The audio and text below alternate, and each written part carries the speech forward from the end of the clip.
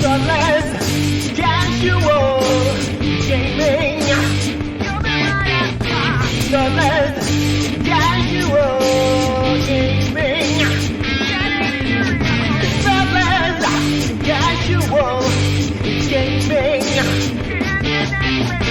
Thoughtless, casual gaming.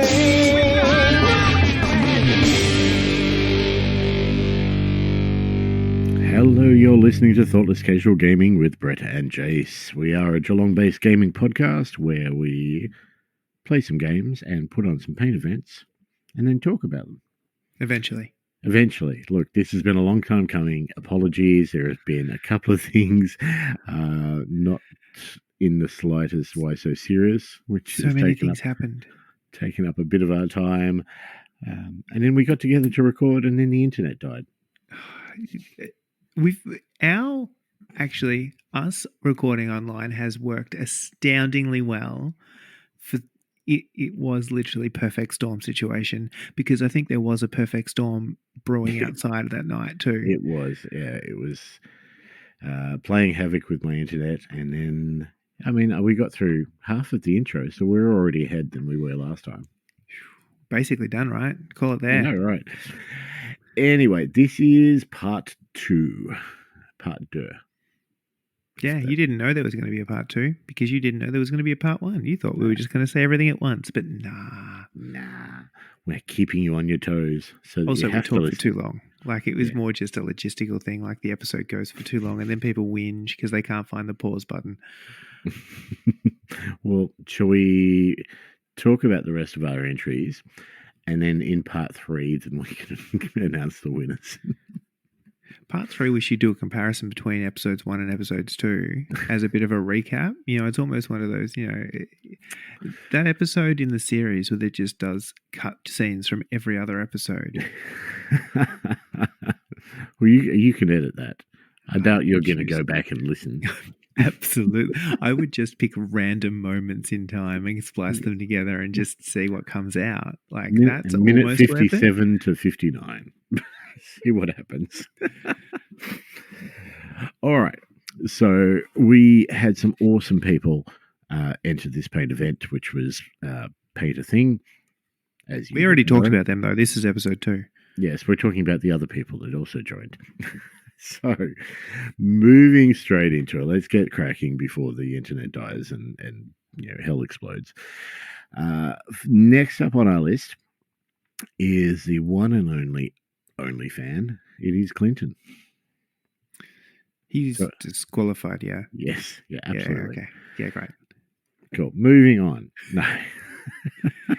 I wonder if anybody remembers that joke. Like, do we have listeners that listened back then and now are still listening? I doubt it. Doubtful.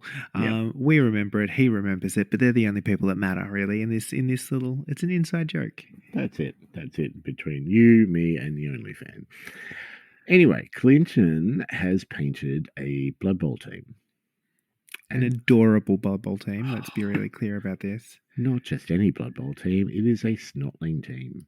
Not just any Snotling team. They are Chaos Snotlings. That is the best. And the little guy, I just love it before we go on to the actual painting. The little guy on the little corn horse, and they're such cute models. Where are they from? Like, do you know much about those? Yeah, I do. Did you print them? Maybe. So we were talking about themes and stuff and all of that jazz, and he wanted to do some kind of chaos halfling scenario, or chaos snotling, because he had the list, he'd worked out star players and all this kind of stuff, all the positions and all that jazz. And we were chatting about themes and stuff. Now, Punga, I'm pretty sure it was Punga, did a chaos halfling team. Uh-huh. But if you take a halfling and you shrink them, and you have the technology, they become chaos snotlings. So it is the Punga chaos halfling team, but shrunk. And then I use things like the star players. So the little guy on the horse, for example, was his squig hopper, or his little pogo bouncer. They had a matching Grack and Crumbleberry things. We got his ogre. The treemen just work, frankly, as far as the trolls are concerned.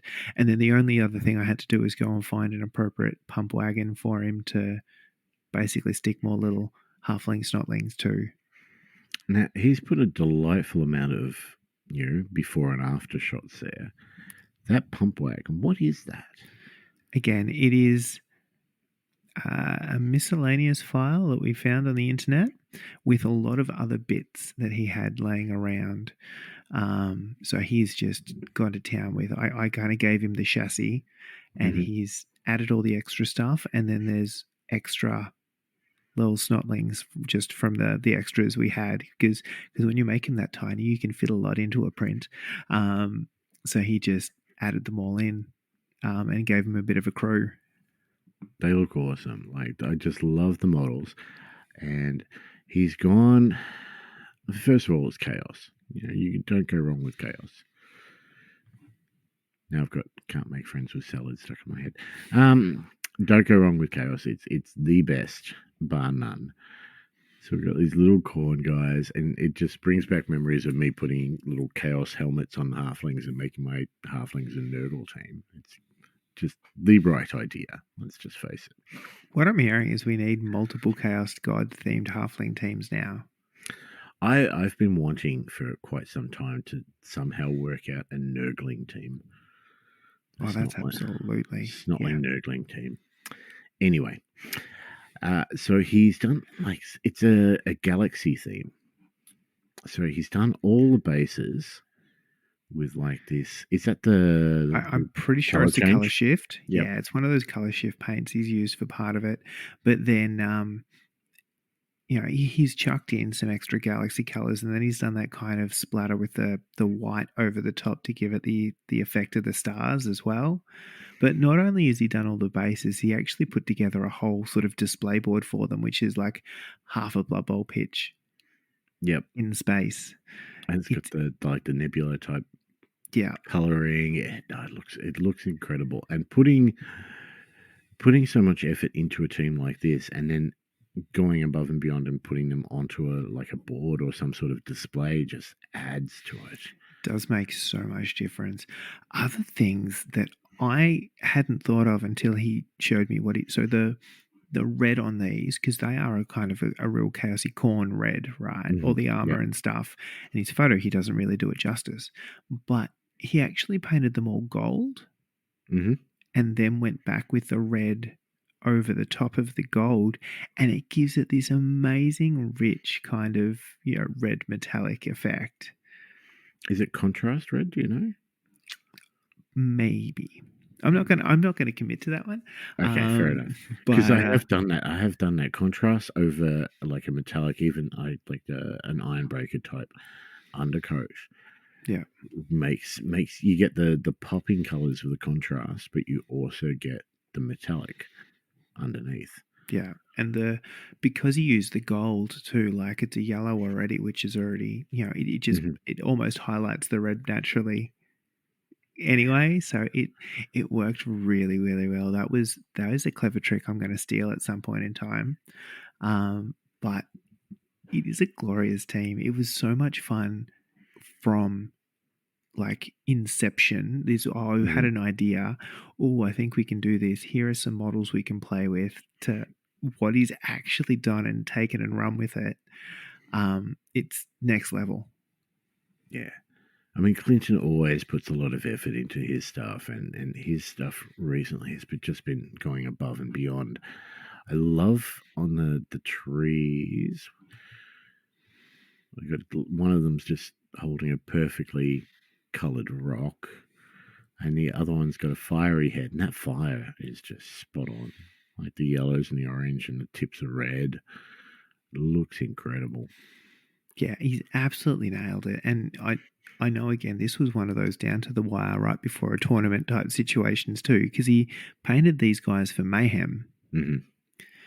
And I'm pretty sure he was painting sort of, right up until as well. So, but that's how he managed to sneak in the star players. Yes. Yeah. And they just look incredible. And this is the team that he brought to Why So Serious 2 as well. And we'll talk about that at a later date, sometime in the next 6 months. But he did Yeah, add absolutely. on, he added on like a bloodthirster as a giant on top of a speaker that was playing sounds from his phone. Like just next level thoughts behind it. Just love it. Yeah. Never fails to impress. No. Anyway, moving on, unless you got anything more. No, let's keep No. going. Definitely not disqualified, Clinton. Next up is Chad. So he has painted the stock standard from the box, which I still think is one of the best models for this position. It's a troll for Blood Bowl. And I love this model. I really do. I both like and hate it. I almost love it. The hand across the face irritates the living hell out of me.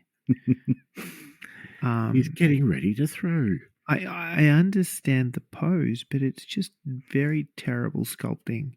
Like, and it makes it a pain in the ass to paint because he's suddenly all the details on the inside of all the other detail.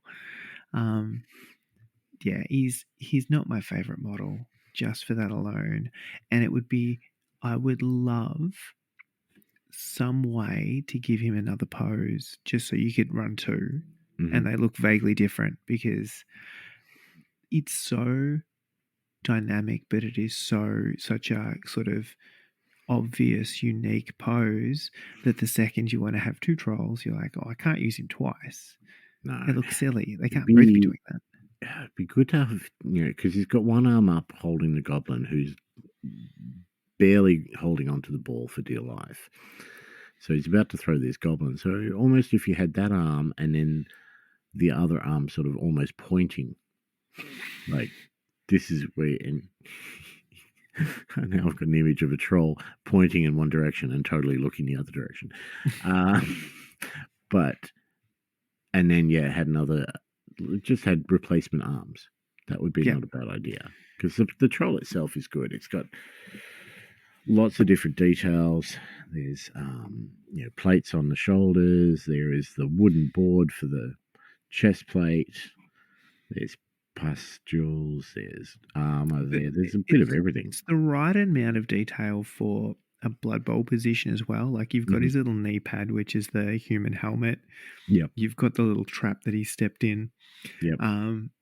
He's still very clearly a troll. He's not, particularly well armored.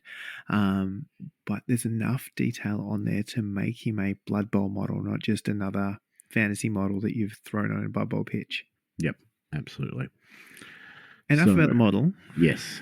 Let's talk about the painting. Now, it's the typical green troll here, but there are different shades in the skin. He's done the shading on the skin really nicely. The horns and the carapace type scales at the back, they're almost like, I'm just scrolling through the pictures. They're a darker green. Yeah, he's got that kind of yellowy, mustardy kind of funky green for the all the soft, juicy bits that you want to kick him in, and then the hard, spiky bits are this kind of, and which is, it makes sense, right? That kind of, often you do get that the harder bits are the darker bits and stuff. They've kind of gone all crusty. I like to think they were originally soft and juicy, and they have just crusted over. He's not washing very much, is he? This kind of sells that effect, and I dig it. Yeah, I'm loving the colouring that he's done here. I'm just looking at the face, particularly the lip, the teeth, even the ears. Like the inside of the ears, he's done pink. I don't know if I've ever thought of that. No, it seems obvious, but I don't think I've ever done it. It's the close up on the face shot that he's thrown in the Discord that I'm looking at, because it's not only the color difference, right? Just picking out the bottom lip and the inside of the ears and stuff like that, but this gives you a really good view of the little kind of pimply things he's got on his arms and the way that he's highlighted those up as well. So there's multiple kind of, layers to that. They kind of look a bit sore around the outside and funky and yellow, like they're going to burst on the inside. I can taste the rainbow. But the same for the lip. Like he's got the color of the lip. He's changed that bottom lip to give it kind of that, whatever the inside skin color of a troll is. Sure. Yeah. That kind of browny, pinky color. But then they're highlighted, but he's highlighted it with like the little vertical lines on there to make it that look like the lip has some cracks, some texture, some, like, it actually gives it so much more life. And equally, I really dig the eye is not, it's not a white black thing. It's this kind of skin colored red, almost yellow pupil angry thing. Yeah. He got pink eye, but it's the good kind. It's the good kind. Just, every little aspect that I look at is like colored and shaded right. The bones hanging from his waist look like bone. Like, they don't look like bones that I paint. They look like actual bones. The brown glove that he's wearing, it's got the right bits of lighter brown in the right places.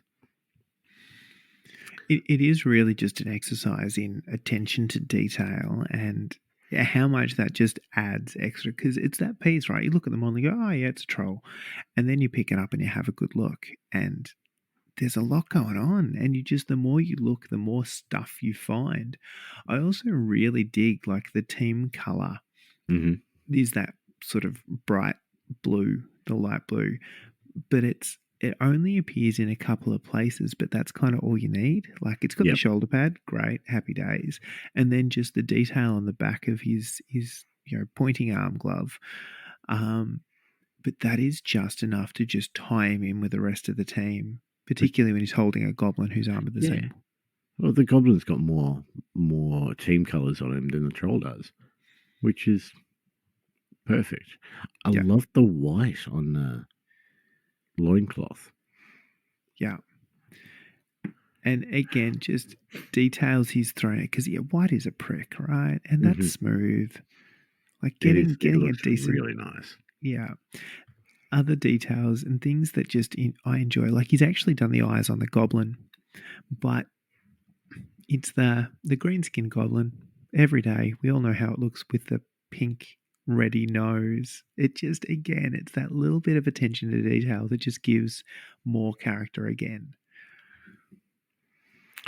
Chad's one of our newer players to playing Blood Bowl with us, and newer members of the Discord. It feels like he's been with us for ages. Like, I know, he just slid right in there, right? He is the hot dog. We are the hallway. He's in now. It's just, I hope he understands that it is like herpes and might clear up occasionally, but he's never getting out. But this is, to me, this is like an ultimate Blood Bowl model. This is everything that it should be, nothing that it shouldn't. The base is pretty simple. It's just a grass field, nothing to take away from the model itself. Everything looks right.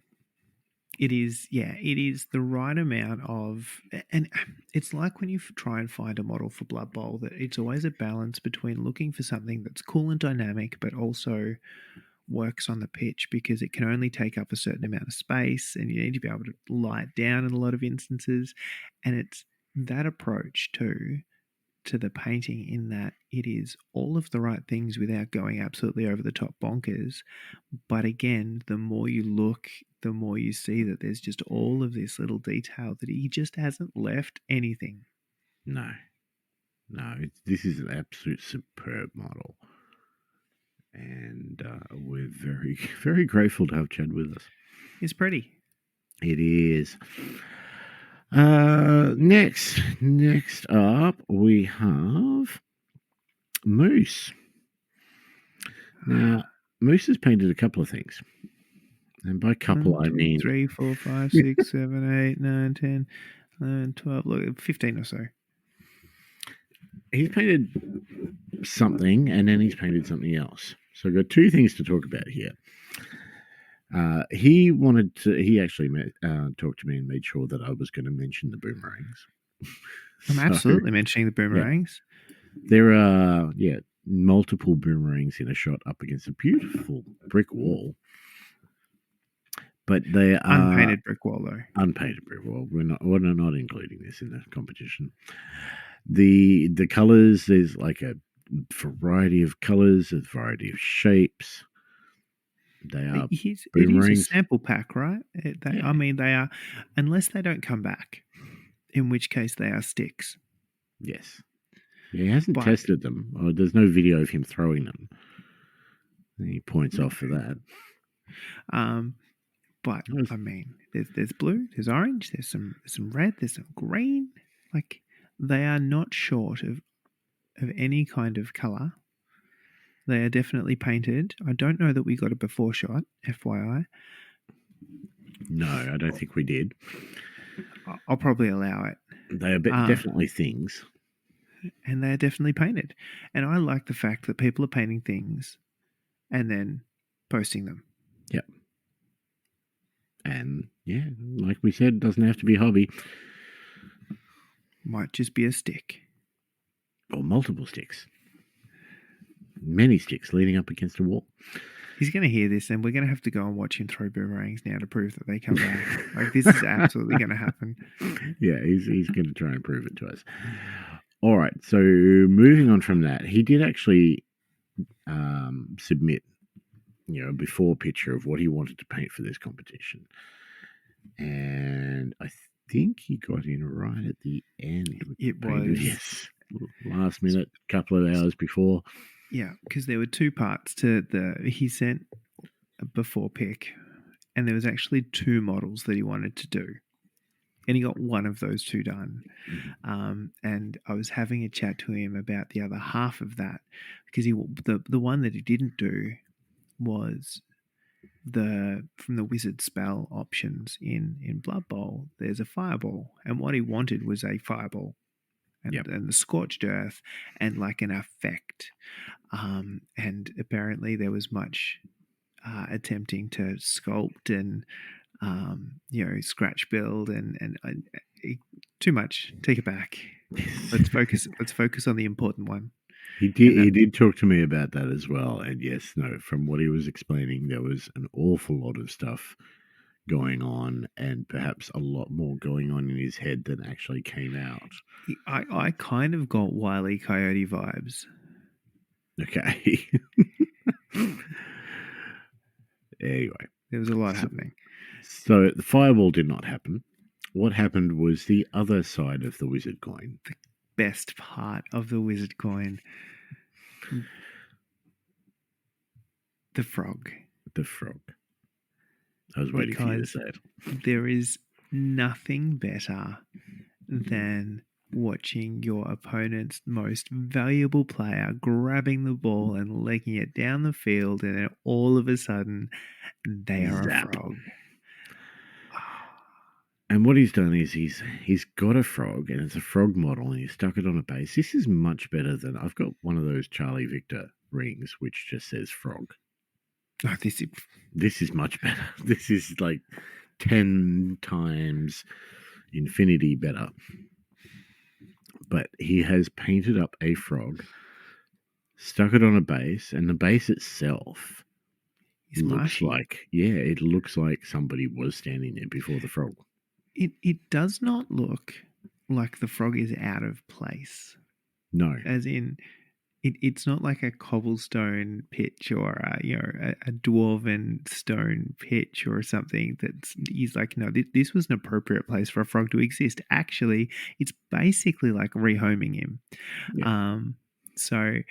But it's got a really good mix. It's you can almost see the foot imprints where the player was standing when they were heavy enough to leave foot imprints. You've got some, different grass tufts and some mud in there and some stuff like that. And I kind of dig it because I feel like Blood Bowl pitches in a lot of instances are not going to be the most well-maintained of things. No. There's no groundskeepers. a bit of churn is a wonderful thing. It kind of takes me back to those old kind of primary school, Saturday football things where they make the kids play in the back oval out the back with no drainage and it's just mud. Like I remember those days. that's it. That's what I want in my Blood Bowl pitch, and that's kind of what is replicated here, which is awesome in all the right ways. But then there's a frog. The frog is it's this beautiful color. It's this beautiful red and black. And it's shiny, and it looks like one of those frogs that you either do or do not want to lick. I don't think it's a lick issue. I think maybe it's a lick issue. Either way, it does very much. I think are they poison dart frogs? One of those corroboree frog. I don't know. Either way, I guarantee I've seen exactly this type of frog in some kind of wildlife imagery. Right, Yep. This is authentic. Like the style of the markings, the red and black. Like it's not just like he's chucked some stripes on. Like they look like markings on a frog. It's actual frog markings. Like he's actually painted a real life frog. Yeah. Or he's taken a real life frog, stuck it onto a base, and varnished the hell out of it so it can't move. Plausible. No, because we saw the before pics, so we know. Do we know that's the same frog? It's kind of in the same didn't position. see during. I mean, yes. It just speaks to the glue he used. This is also speaking to the type of person that Moose is, isn't it? I mean, it's the science. We may or may not be sure that this is a frog or a model. Yeah, I'm not sure if any kind of animal cruelty occurred as part of this, but anyway, stolen from a biology lab from the 80s. The other thing I really dig on this, and this is something that not many people consider when painting models, is often people will talk about contrast when they're talking about light and dark. They'll talk about contrast when they're talking about colors. But people don't talk about contrast when they're talking about finishes. So, gloss, matte, satin. And that is the thing that stands out on this one, is that the difference in the kind of mainly dead, dry looking grass, this kind of half churned field, and the frog is a little bit soggy. It's like someone has licked him. It wasn't me. He's a bit shiny, and it gives him that kind of wet look, and it actually gives a little bit more. It separates him from the base, but in all the right ways. Like you can tell it's a different material he's made out of, because he's made out of frog, not grass. That's how you make frogs. You take some frog and you smush it together, stick it on a base. But I just think it's so underlooked, considered as just using different finishes to draw attention to different types of surfaces. See, this is why that we've got you talking as well as me, because I see stuff and I go, ooh, cool, shiny, looks good. And then you notice this, like I knew it was shiny. I knew that it looked good. I knew that everything looked in the right way, but I didn't pick up on the fact that it was because of the gloss against the non-gloss. And now that you say that, I can see it instantly. And it subliminally, I could see it. But because this model just looks solid. It looks perfect. And for Moose to actually not only get some paint on a model, but to churn out something of this caliber is phenomenal. It's and he's not big. I want one. He's not big. Like that would have been potentially frustrating, because they're little tiny markings on a little tiny frog on a little tiny base, and I really have to take some extra credit here. He hasn't just submitted a photo of the frog. No, he hasn't.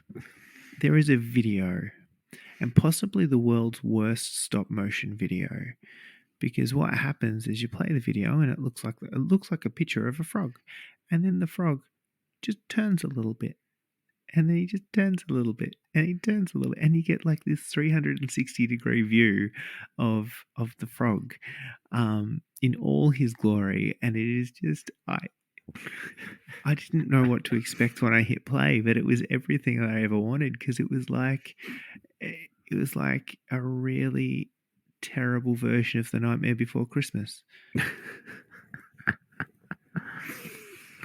It's just a frog spinning. And Frog how spinning, and that's a different video altogether, mate. Yeah, not a frog leap. It's a frog spin. I love it. I want a Yeah. frog. I need a frog now. Yes, we all need a frog. Like Moose, I mean, Moose goes all out for those desperate measures where you can possibly get a wizard in sevens and turn somebody into a frog. You might just get nothing of value. Oh, yeah, absolutely. But he has gone to the effort. I mean, first of all, he went to the effort to make his own tokens for every single desperate measures you could get. Now he's stepping it up. I mean, next there's going to be a banana peel on a base. I really want a banana peel. Yeah. Surely there's an option there, because Mario Kart. Surely. Just don't leave the eyes on it. It's what you do for some of the others, right? How do you do the you dope? There's questions, right? Yep. Anywho, yep. the frog Anyway. is amazing. I want a frog, and it is glorious to see not only Moose throwing stuff in multiple events now, but it's everything we ever needed. Just stop. Yeah. Anyway, That's awesome. And while we're on that note, like we're talking about these beautifully painted models and this, amateur stop motion video editing or whatever you want to call it. These are all in our Discord. So if you're not in our Discord and listening to this, I'm sorry. because just what we should have done at the start of this, and we can do it, like we could have made this like a read-along adventure. It's like, it's time to scroll to the next picture when you hear the chimes ring like this. That'd be the best. But you can literally do that all in the Paint Events Discord channel. You can just go through, and it's got lots of commentary and shit talkery, but all of the stuff that we've talked about, bar the one that was put in Facebook. Yeah. So it is the best place to go and check out all of the awesome stuff that people have done, and then get involved in the next one. Yeah. And then talk about games. And there are so many channels and so many people who will welcome you with open arms, even if you accidentally click and join and can't leave before somebody says hello. Because they're quick. Yes. The guys are very welcoming and very, very fast on their typing fingers. Anyway, if you're not in the Discord, link will be in the show notes, I'm sure. It's a cut and paste job, isn't it, Jace? Absolutely, it's a cut and paste job. I really hope it hasn't expired. We should test that link. Anyway, moving on. Next up is Josh. Now, Josh has painted a table for his games and some terrain and a little skeleton archer to stick on said table. I really also enjoyed Josh's initial plan. And let's be clear, Josh is a relatively new dad. Mm-hmm. And I think there was this whole concept of, I'm going to have some time to do some hobbies. I'm going to do this and this and this and this and this. And then the cold, hard light of reality has set in. And he has, instead of doing that, been a great parent, but kind of reduced scope to within the realms of realism. Yeah, I mean, that first one, as a father rather than a mother, there's less that you're doing, but I think you find more of your time is taken up looking after her than the kid. But that time is going. Admittedly, my first one, I played a lot of Assassin's Creed, but sitting next to the wife holding the kid. Yeah, you just be present in case. Yes. Yeah, don't let anyone do it solo. There's the moral of the story. And but back to the painting, I haven't I haven't painted terrain in what feels like forever. And I I mean, you've feel got boxes of it, boxes upon boxes. I have less now. I did a bit of a clean out. I still kept way too much, but Some I of it's always at my house. it is too. Uh, I've forgotten about that. I didn't clear that bit out because it was at your house, and I forgot. Anyway, I forget how much it takes though. Like I understand that in a lot of instances it's smack some paint on and do some dry brushing and all that kind of stuff. And he's gone next level again because there's some tufts and you know all that jazz. But it takes time. All of that, it's just the getting the texture and stuff on the table as well, so it doesn't just look like a wooden board you've slapped some paint on. He's done all the right things, and the follow up from this, right? He's actually been doing a bunch of renos at home to get himself a home office / hobby space where said table resides. And it is glorious. So outside of this event, he actually painted more things because he did a room and stuff with a very ergonomic looking desk set up, by the way. yes. Now, putting this sort of stuff together, this is all homemade from the looks of it, correct? Do you reckon? I believe it was, Yeah. yes. So, is this like you've probably done a lot more of this than I have? Would this be like sort of corkboard or stuff stuck on top of each other? And This may have come from me. Okay. But insulation, effectively, insulation board, and cut random shapes out, stack it up, so you've got some interesting, stony type hill effects. Because I mean, there's one thing to have a hill, I suppose. That's great. That does some stuff, but also when you're playing games, particularly with skirmish games, and different models have different line of sight, and you actually have, I think it's really. It adds to the game when the terrain has an impact. Like what I really don't want is no terrain because it has no impact. I don't want terrain that has no visual impact because it's a bunch of felt circles on the ground because it's the most practical option. And I don't want everything that is just it's a box, so it takes up a box, and that's it. That's what it does in the game. It takes up some space. So yeah, he may have stolen some stuff from me and made it look much prettier because it had sat neglected in a garage for a very long time. So that was that one. But he's also done the other piece included. Yeah, the little 40K. I assume it's 40K. It is, yes. Yeah, so these are the Ruin Sector Imperialis, I think, from Sure. memory, or that was the name of a box that had a lot of these in it. Some of the 40K Ruin set Yep. stuff. It's very pretty. They are very good at doing this kind of terrain. This is an unusual, for me, unusual color scheme. Yes. For that.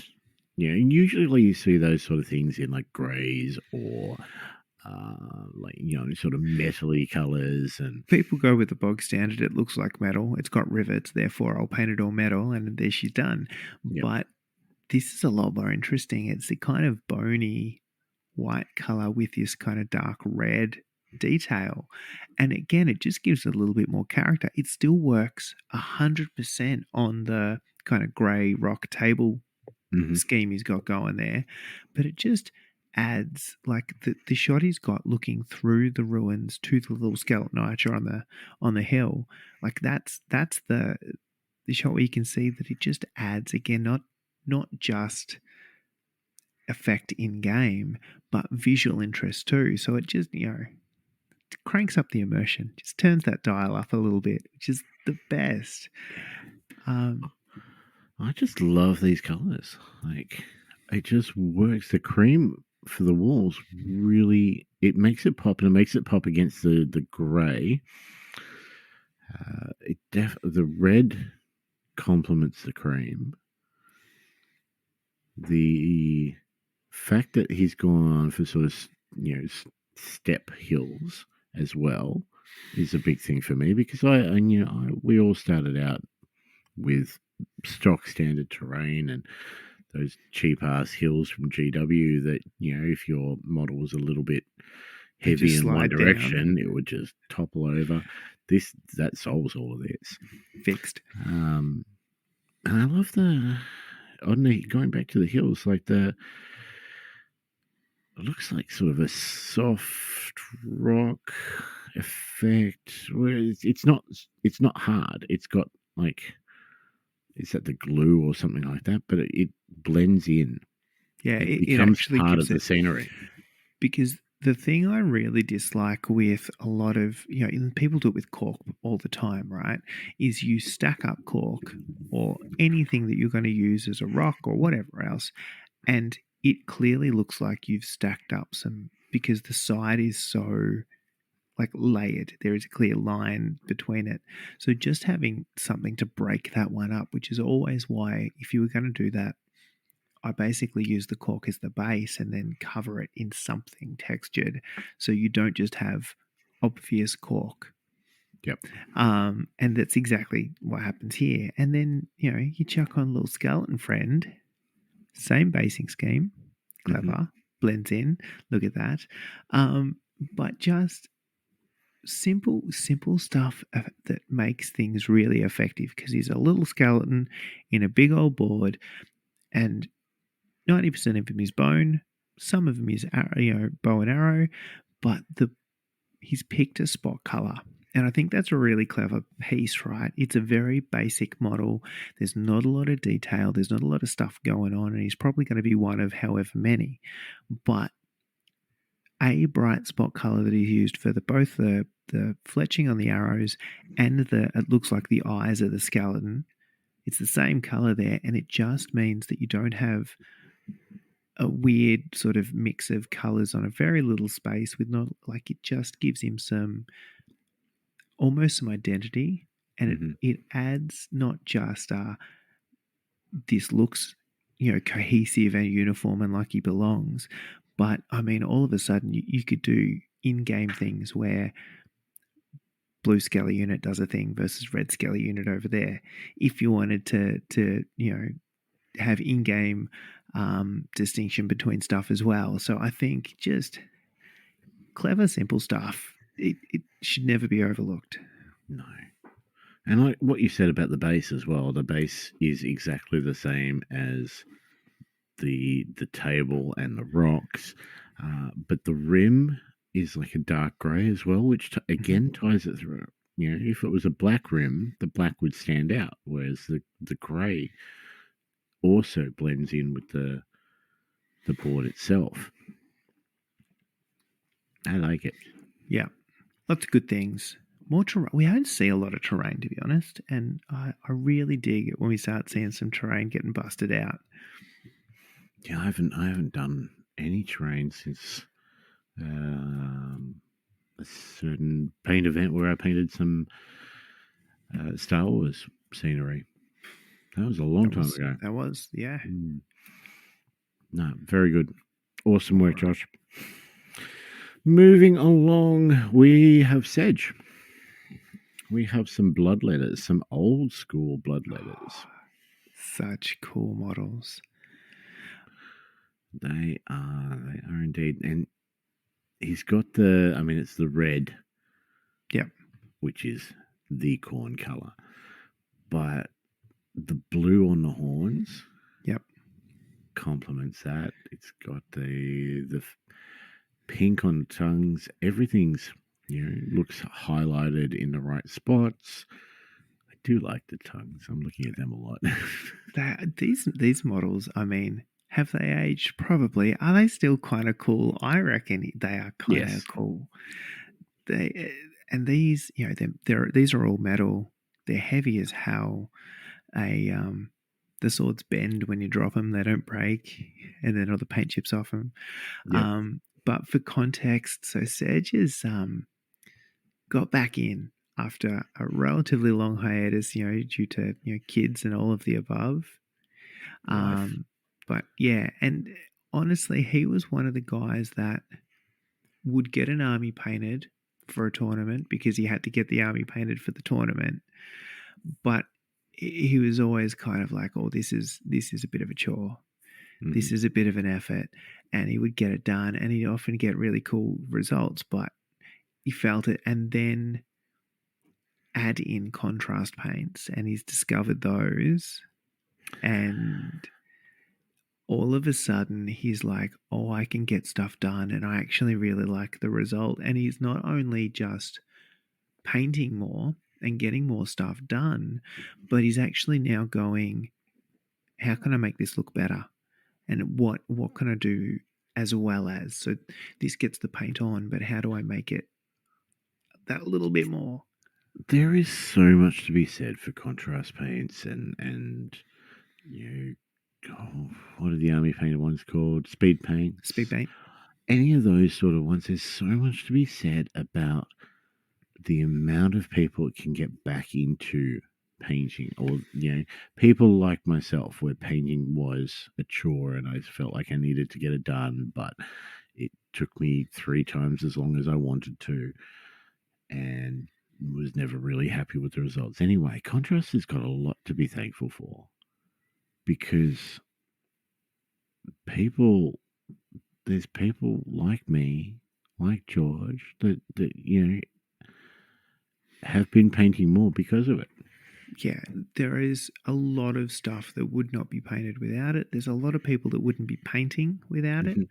And even for those people that would be painting regardless, right, it is another thing just to either help get stuff done or do things in a different way. So I don't know that there's much bad.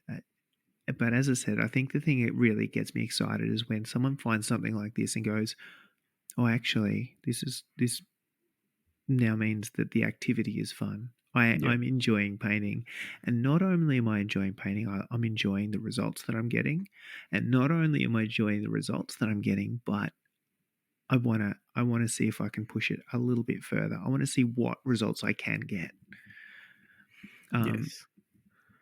So this definitely falls into that. So there's 2, 4, 6, 8. The 10. He's banging some work out at the moment. Sedge actually also gets the absolutely not an award, but an award for best listening ears in a competition, only because I saw a before pic of these before they got to this stage. Okay. As in, he shared with me directly. He's like, oh, here's where I'm up to, and here's what they look like, and I'm just not 100% sure. Like, I'm not happy. And we had a really big chat, and it was, I think the swords originally were like a green, and the blue on the horns and stuff was a lot lighter, a lot brighter.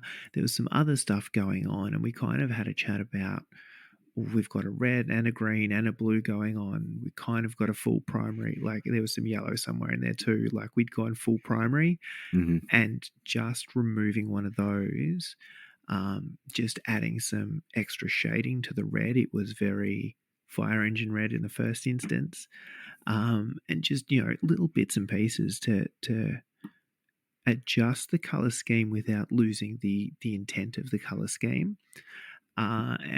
Create a little bit more uniformity and a little bit more depth in some of the colors, and they've just come out stunningly. So it was again really good just being able to have a chat and just go, oh, have you thought about X, Y, and Z halfway through, and for him to go take it and go, yeah, and he's the one that came up with the color for the replacing all the metallics, which is a really cool brass kind of again, lean into the corn. Yeah, the theme works. It's on point. I was going to say, I'm really impressed with the horns. The blue, it's like blue highlights on black, and some of those ones, especially the ones that are ridged. The guy right at the very front has about 2 or 3 different types of blue highlights there. It really makes them stand out. I get why people paint swords green and stuff like that. It's a very interesting sort of magical color, and you can do a bit of glowing effects or whatever you want to do, make it look very mystical. But doesn't need it in this case. The brass works really well. They're corn demons. They don't need more magic. They need something that they can hack at people with. They actually need definitely not magic, being Yes. corn demons, right? Yes. But even just call out to again detail. Like there's individual teeth in Yep. some of these guys. He's managed to go through and catch out all the little. No, I think it's an earring. It's not a nipple ring. Might be. I don't know. Not judging. You do you. But I'm going to say nipple. all of the details, an and ear. all of the things. Who can tell with a demon, right? Is it an ear? Is it just another nipple? No, they're not Slaanesh demons.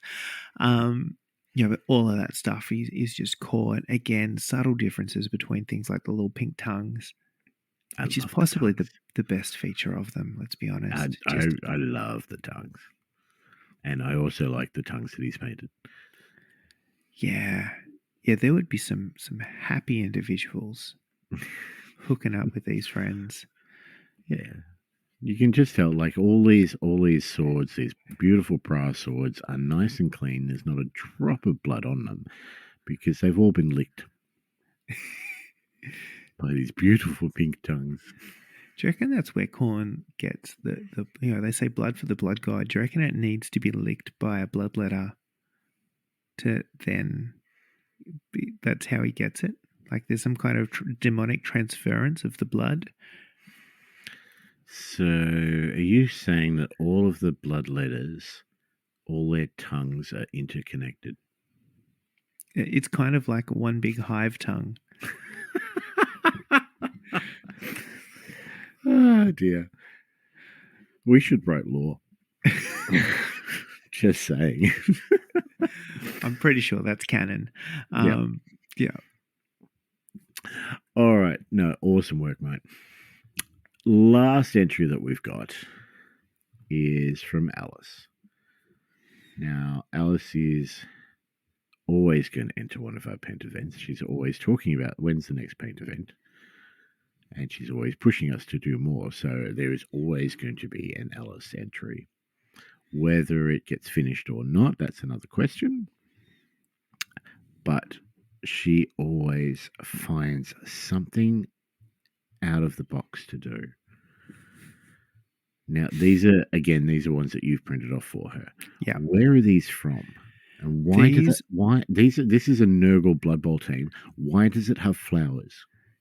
So it is it's the Agni Nurgle Blood Bowl team, but rather than going with the usual kind of just add some rust, corrosion and assorted kind of diseasey looking bits to a regular dude, he pulled all of the inspiration and kind of stuff from Swamp Thing. Okay, yep. And so what we have is a Swamp Nurgle team where they've been living in, and it really leans into this concept of Nurgle as it's that Garden of Nurgle piece where he's actually growing stuff, and it's a life bringer, a joy of life, and all this kind of stuff. And these guys have been living their best lives in the swamp, and they got stuff growing on them, and now there's flowers. They have awesome models. They're super cool. There's a lot of detail in them. But I'm just going on to close-ups now. And, typical Alice style, this is a lot of pastels, a lot of bright colors. So we've got a bright blue uniform. We've got bright pink shoulder pads and armor. And absolutely points for pink. She's leaning right into us, and she knows what we like. But what Alice does really, really well, and she's done it again here, is if I just look at the model, I can see a bunch of neutral sort of browns and bones, pinks, reds, greens, blues. Like there is a rainbow of color on these, but they don't look like it's not this hugely contrasting, just jumbled mess. Like she manages to And again, I think a lot of it is to do with the fact that there is a lot of pastel. So it's a pastel blue and a pastel pink and a pastel. So it's not these really sort of super bright saturated colors, which actually mean they fit together in that kind of tone, because everything's kind of a little bit washed out, which makes it a little bit more forgiving, just color wise. Yeah, it's not like a unicorn's vomited over these or anything. The colours look like they're in the right spot. And I mean, this is Alice's second Blood Bowl noodle team that she's painted up. Nurgle is obviously her style. And this is the second one in like bright, beautiful colours. I know, right? It's glorious. I don't know that she actually got to finish this, and I think she got a little bit annoyed with, paint where there wasn't intended to be paint at times. But they have come out an absolute treat. Like, and again, things like little pink flowers on top of a Mhm. little rotter guy, but all of the petals are highlighted. Or like everything, like there's a whole bunch of little, as much as it's not the standard Nurgle theme, right? There's a whole little bunch of funky pustule type things growing on this dude, and every single one of them is caught with Yep. a highlight as well. There's this really organic mix of this kind of bony flesh color, the pink, the greens and browns through it, the like a lot of it just feels as organic as it should do, and I think it leans into the theme, something chronic. There is something about Alice, and it's like she does it every time, but the colour thought, like the effort that she puts into what colours to do where is incredible because it works. Like all of these colours look, if I painted this, it would be just a disgusting mess of colour. Yeah, I was thinking the same. If I did this, it would be unicorn vomit. Yeah. But this is not. This looks like, I was going to say natural for a Nurgle team of life and death and all the rest of it. But everything looks right. The mouth in the big bloater guy's chest looks awesome. The tentacles on the beast are pretty as just the blues and the pinks and that creamy bony brownie shade that she's chosen for all the skin. It just with the highlights that she's done, it works so well. Yeah, there is just I love this because it is A, so obviously Alice, Yep. B, so left of center of what everyone else in the world will do with them. Mm-hmm. And it is something that looks like it shouldn't work, but it's not jarring at all. No. And that's impressive. It's able to take something that shouldn't work and to go, well, actually, if I just tweak it a little bit, all of a sudden everything fits together nicely. Yeah. No, it's yet another amazing entry from Alice. Like she never fails. So the question is, right, do we try and get Alice another Nurgle Blood Bowl team so she feels it, or literally anything else? I don't know, 50-50. Toss a coin. Because I think both of them might work. But, I mean, Nurgle is obviously where her heart is, so... I love the Pestigores being that different colour as well. Just sort of darker brown. I mean, I love the fact that they're not GW Pestigores more than anything in the world. I mean, that's a low bar to set, right? But they're horrible models, those ones. I also really dig, like, not only the fact that she's picked the darker brown for the pesties from just an aesthetic perspective, but gameplay perspective, just which ones are the pesties. Like, it makes identifying models so good. Because if I look at my Nurgle team as an example, it gets a little bit rough to tell which ones are which sometimes, particularly at a glance, and this just makes it so clear. And that's especially true in a lot of these cases with 3D printed models and 3D teams that have been done up by somebody other than GW. Because you play against somebody or you go to a tournament or whatever the case may be, you sit down and your opponent's playing a GW Nurgle team. You've seen pictures. You know what it looks like. You know which ones the pestigores are. You know which ones the bloaters are, blah, blah, blah, blah, blah, blah, blah.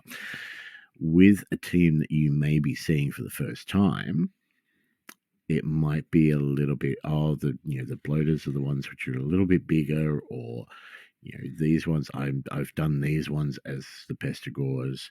It might not be that obvious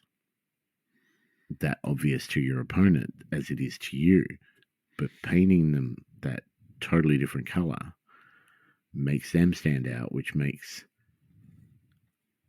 it easy for your opponent, which is fantastic. But no, I'm not. This actually isn't a but. This is agreeing with different words, because I have exceptionally strong opinions about everything. I know, only because there was a recent conversation I had with somebody who were looking at photos from, I think it might have been World Cup or one of those, right? Mhm. Or a tournament, right? And Yep. a couple of the Cutimal team comes up. Yep. And they are always contentious. I get it completely, right? I love them, but yeah, which is which is confusing, even looking at the models to me. It depends on the team, Mhm. and it depends on the amount of effort gone in to explain which is which. And that was kind of the conversation, because I think anyone can say, actually, I don't like them aesthetically. I don't think they fit in the game. Cool. You do you. You have them or don't have them. I think they're adorable, so shut up. But Whichever way you want to go, you are correct, unless you don't agree with Jason, in Correct. which case you're incorrect. Gotcha. No, but that is an argument on aesthetics, and that's one part of it, right? Cool. You don't like the look of them. I don't like the look of some stuff. Let's all get along. Yeah. Whether it is less practical to play, and actually, there were people who were saying, actually, these teams shouldn't be allowed in a tournament. I've only got 2 and a bit hours to do something, and it adds additional cognitive load to work out who is what and what is what and all that kind of stuff. It's actually not fair on your opponent. Yep. Interesting concept. And that whole argument around, but GW team, and I say, well, have a look at the GW Amazons. Yes. Yeah. No, that's fair. That they are not a great. But I mean, the point to make is having that idea in advance and going, right, I am going to paint this position this color, this position this color, this position this color, and then you get to the table and Tim's colorblind. But at least how is it easily identifiable? It's how to make it glanceable, and it's putting a little bit of effort into the team to go, right, well, how do I make sure someone who's not familiar with these models, whether they're GW or literally any other models on the face of the planet, can look at them and go, right, well, I know which ones are the blitzers and which ones are the catchers. That's it. And you should be able to play this with literally any models, as long as you've thought about how does somebody who isn't me and hasn't thought about this project for 1,000,000 hours at a glance go, oh, that's a blitzer. Yep. There was another one recently, actually funny, it's a tangential thing, where someone had used the Marvel United, the Chibi models for a Blood Bowl team. Okay. And all of a sudden you've got mini Ant-Man and Wasp as the halflings, and you've got good Lord, how do you do that? You got Spider-Man and the Avengers. Anyone that was in the Avengers between 1984 and 1995 is a lineman. Yeah, it gets tricky, right? So then you had Spider-Man and probably Gwen as the catchers, and you had blitzers were Thor and somebody else, but that was a tricky one. And again, because they're all painted uniquely, Yes. doubly tricky. So I can understand how that gets. And again, then it becomes a how do you do something to go right? Well, don't even look at the characters, just look at the bases. The ones with the red bases are blitzers, like doable. Yep. But you would need to do that, and having coloured bases hurts my soul.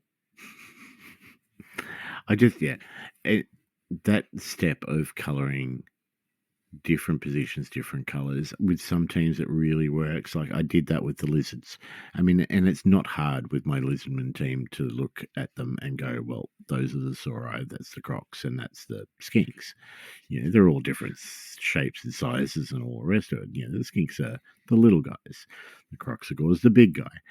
But having them all as different colours means that, you know, instantly you sit down and you go, right, okay, well, that big red guy, that's the Crocs. The green guys are the Zoro, and the little blue guys must be the Skinks.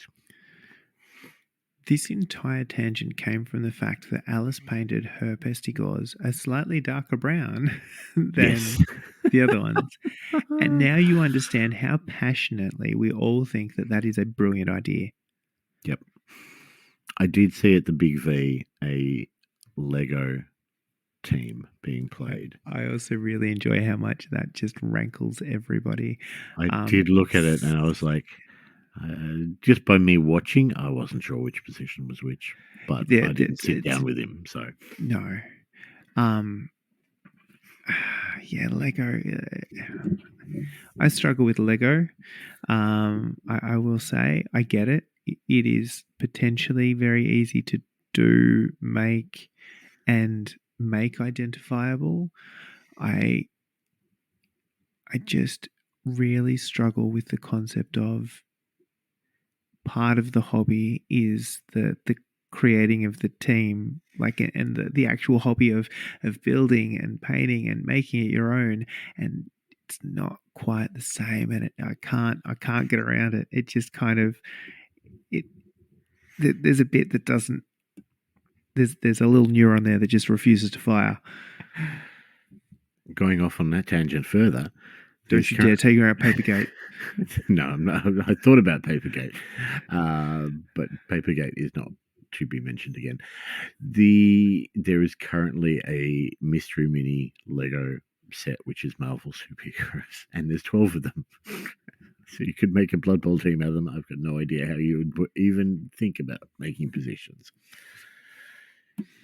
Anyway, carrying on. That is all our entries.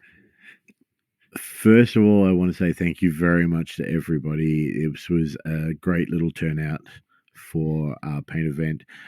Probably the biggest turnout we've had. It was 2 episodes. It has to be. Yeah, I know. It's the first time we've done 2 episodes. It's the first time we've felt like we needed to split our ramblings into. We literally started talking about this and being like, right, well, how's the episode going to work? And we're like, actually, we can't do this in one episode. Like, this is not going to fit, even with the stupid lengths that we go to in episodes. This will not work. We need to break this one up. So that response is incredible. Yes. Thank you all. That being said, we did say we were going to do some prizes. We did. Yes. So we have decided to award prizes in the form of Throw the Dice vouchers. So our lovely friend Rich at Throw the Dice, the nerd fairy himself, I'm going to grab some. He's now allowed to be our friend because he played Blood Bowl.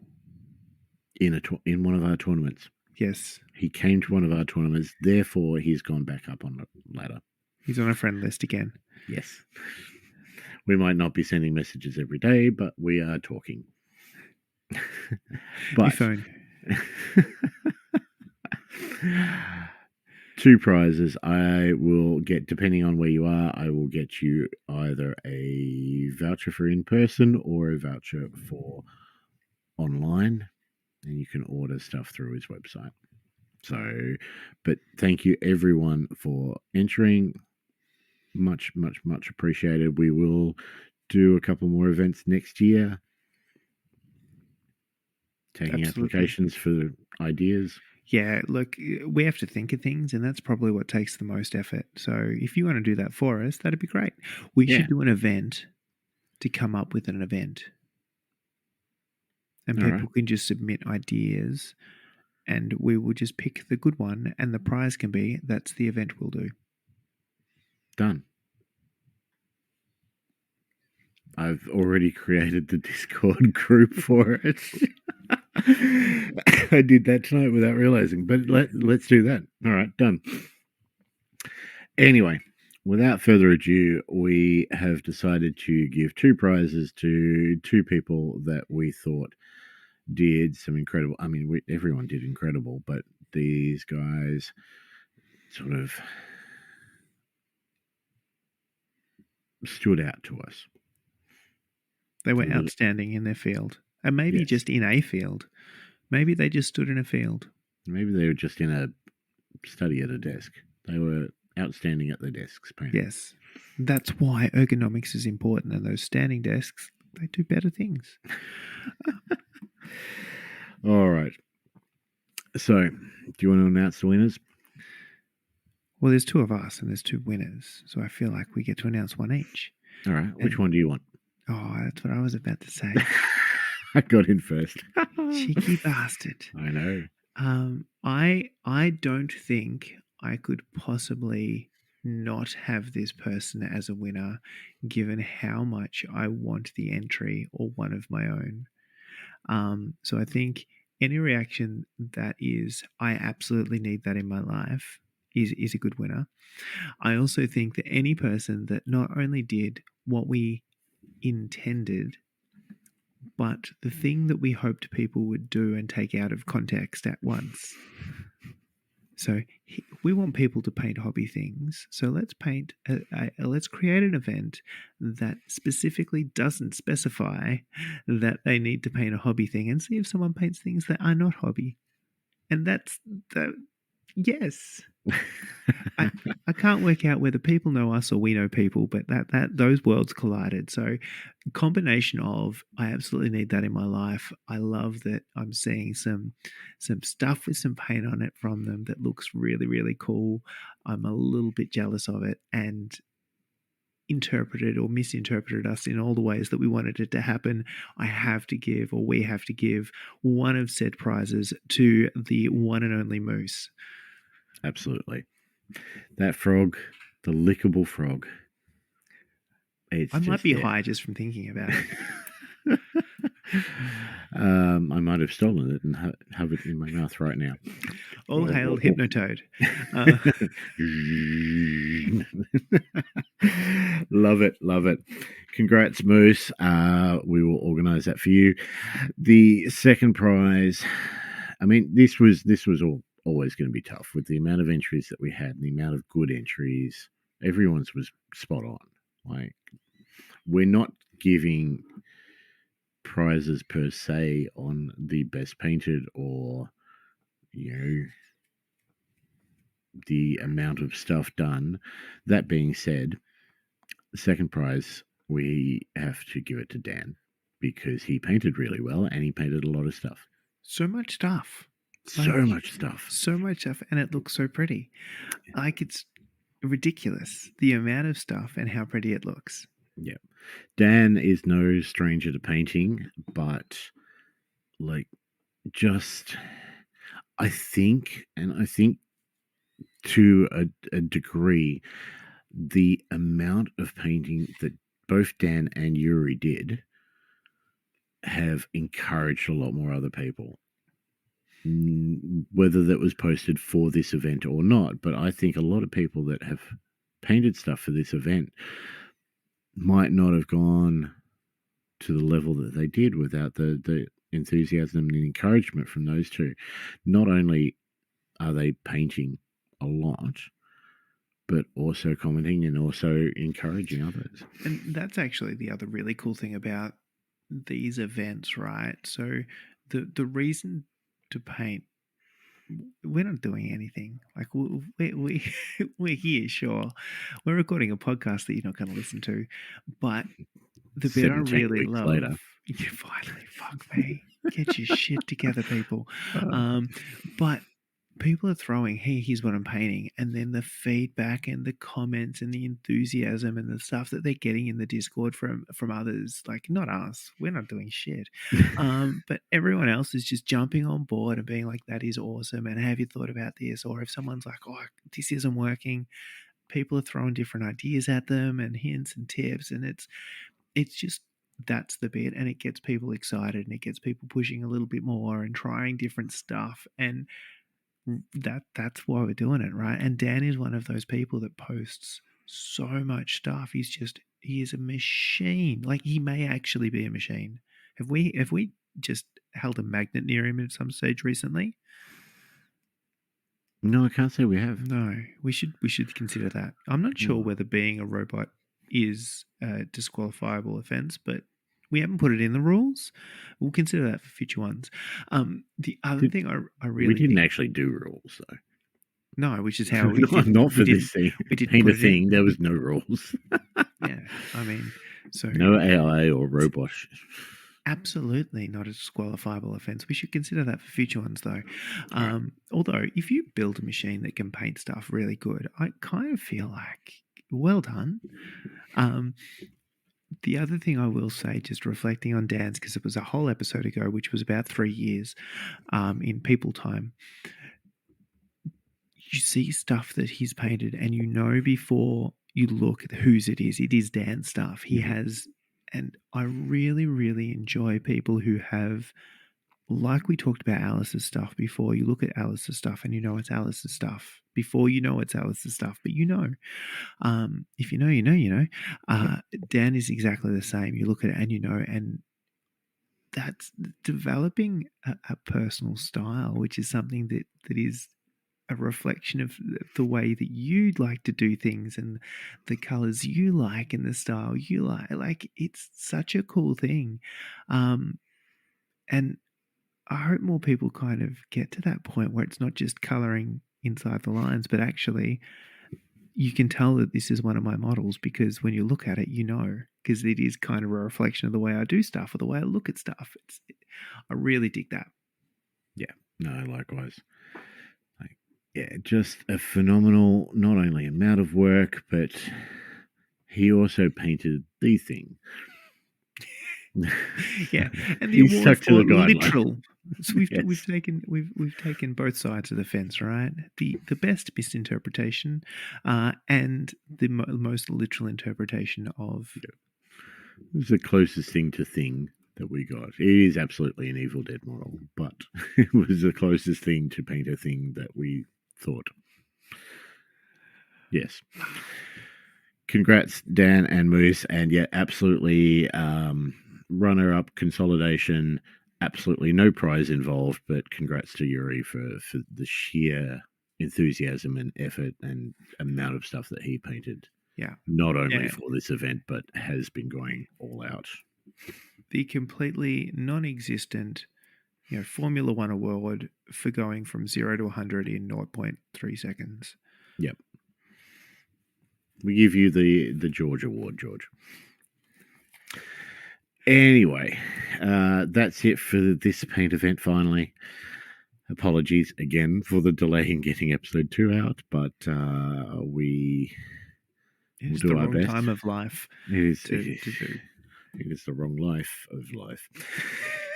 Anyway, ignoring all of that, Why So Serious is done and dusted for another year. We will talk about that probably next episode. But we've moved on. We're done. We've moved on up, moved on out. Is it time to break free? So, 16th of March. There will be a Facebook event going up very shortly.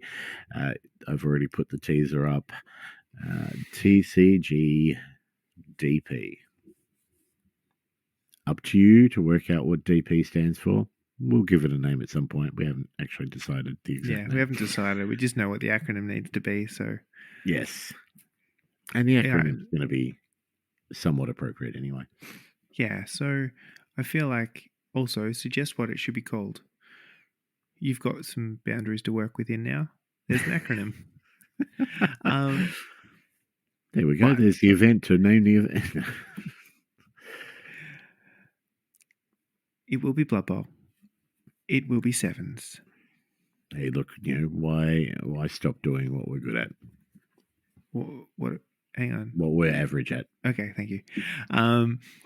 So it's going to be all of the things. It is going to be a throw the dice. So we're going home for this one, I suppose. But just to keep things a little bit fun, a little bit interesting, we're going to make you. We're not going to ask you to. We're going to make you play with a friend, and also come and play some Blood Bowl. Yes. But this will be a doubles or a teams event. Yeah. So you and a mate are going to show up and play some Blood Bowl against someone else and their mate, or the person they've just accosted to come and play some Blood Bowl with them. Yep. So I'll put a couple of details up on the Facebook event as soon as we get it up and running, but we will start working on a players pack probably after Christmas. Sometimes, but that's the details, right? You show up with a mate, you play some Blood Bowl against the dude and his other mate. Like, what else do you need? Apart from that, play Blood Bowl. Yeah. It's going to be fun. It's going to be crazy. It's not. It's going to be different. That's for sure. And it will be at this stage, 16th of March next year. Lock it in, people. Make it happen. As well as that, we do have our end of year giveaway going on Facebook as we speak. Your chance to win one of 3 awesome games. Your choice. So, tag, win, or not win. Like, it's all random, but I mean, somebody will, but the rest of somebody you definitely will. will not. Like and tag anyone that's gone to one of our events or it participated in their pain event is going to get an extra entry as well. So, but just make sure you like and tag people. That's it from me. That is all the important things that we have to say, except for the last important thing, which is about the important people in our lives. Yes. So by all means, give us a follow, give us a review, give us hate mail, death threats, whatever you want to give us. Send us Facebook. presents. It's Christmas. No, then we're just going to be disappointed. I mean, no more than usual. Nobody's going to send us shit, man. Facebook, Spotify, Podbean, Twitch. I want to say OnlyFans, but we've got our OnlyFans. Yeah, all of the above. If you want to help support us, help us do these giveaways, help us put on some awesome events, things like that, you can choose. Don't have to. There is no pressure. We do not expect anyone to do this, but you can join us as a Patreon for a couple of bucks a month. That'll get you free entry into a couple of draws anyway, and a couple of extra bits and pieces.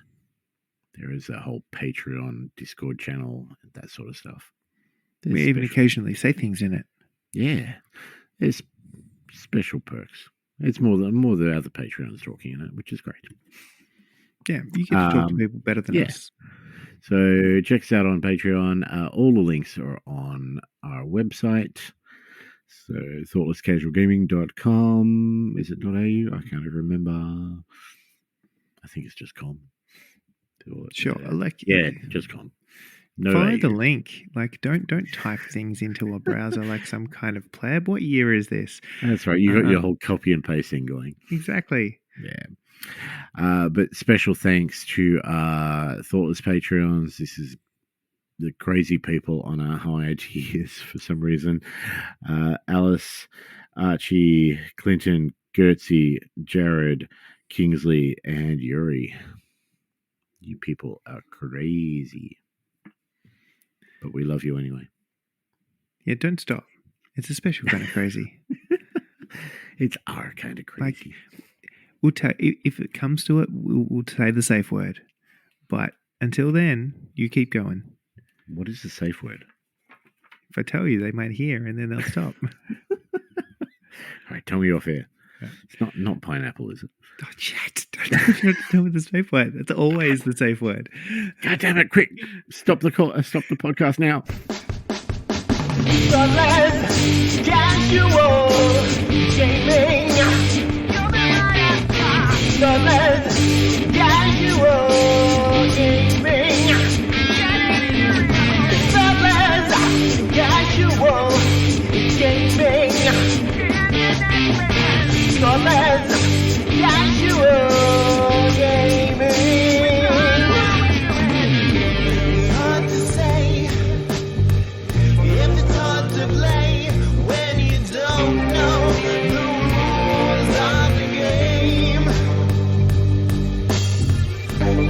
Roll the dice with bad advice.